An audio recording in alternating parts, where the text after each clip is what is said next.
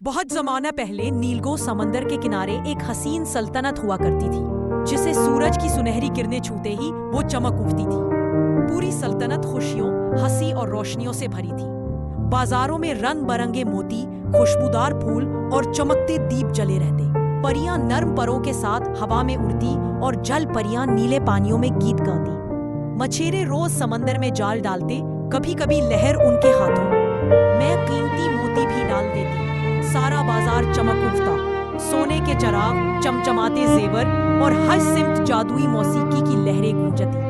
दूर दराज से आए मुसाफिर हैरान रह जाते, कहते कितना अजीबो जमील मुल्क है ये। इसी सल्तनत के दिल में समंदर के करीब एक शानदार महल खड़ा था, जिसकी दीवारें मोतियों की तरह चमकती थी। वहां रहते थे एक दानिशमंद परी बादशाह, जिनकी आंखों में नरमी भी थी और ताकत भी। वो मोहब्बत से हुकूमत करते। उनके साथ उनकी बेटी शहजादी लीरा, जो 16 साल की थी और सुबह की पहली किरण की तरह हंसी। उसका कमरा किसी ख्वाब जैसा था, गुलाबी फूलों, चमकते मोतियों और टिमटिमाती जादुई रोशनियों से भरा हुआ। रातों को वो अपनी खिड़की से समंदर को देखा करता।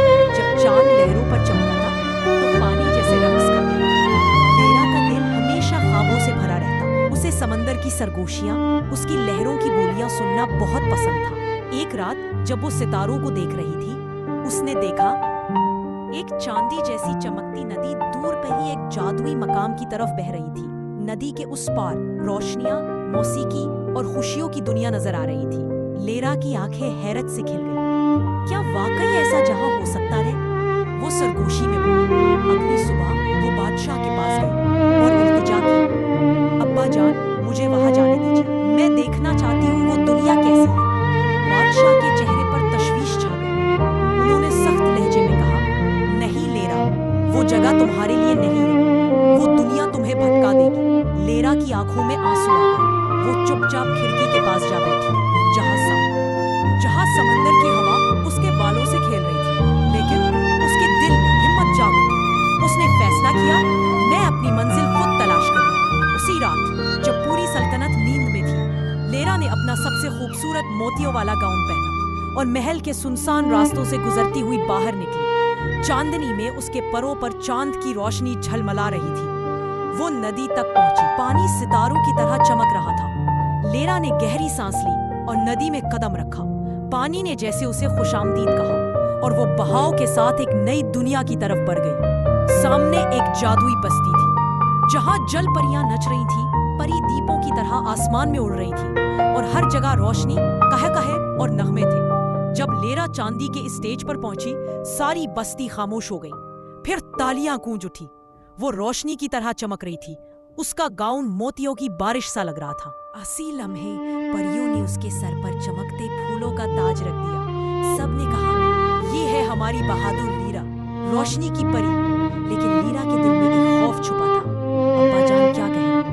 सुबह ही वो महल लौट आई, लेकिन खबर पहले ही वहां पहुंच चुकी थी। पूरी सल्तनत उसकी बहादुरी की बात कर रही थी। बादशाह गुस्से से उठे, तुमने मेरी हुकूमत दूरी की। लीरा झुक गई, आंसू बहे। मुझे माफ कर दीजिए अब्बा जान, मैं सिर्फ आपका फख्र बनना चाहती थी। हॉल में खामोशी छा गई। बादशाह ने उसकी आंखों में देखा और पहली बार उन्हें अपनी छोटी बेटी नहीं, बल्कि एक बहादुर जवान परी दिखाई दी। उनका दिल नर्म पड़ गया। उन्होंने लीरा को गले लगाकर कहा, मेरी बच्ची, मुझे तुम्हें खोने का डर था, लेकिन आज तुमने मुझे खुद पर फख्र करना सिखा दिया। आज से मैं तुम्हारे ख्वाबों पर यकीन रखूंगा। उसी रात सल्तनत में जश्न हुआ। आसमान में जादुई दिए उड़े, परियां खुशी से रक्स करने लगी और जल परियां समंदर की लहरों पर गीत गाने लगी।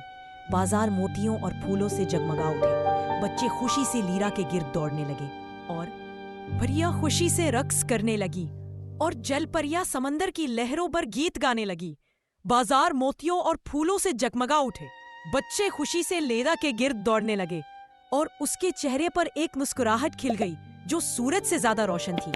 और यूं समंदर किनारे की वो सल्तनत हमेशा के लिए मोहब्बत, हौसले और ईमान की रोशनी से जगमगाती रही।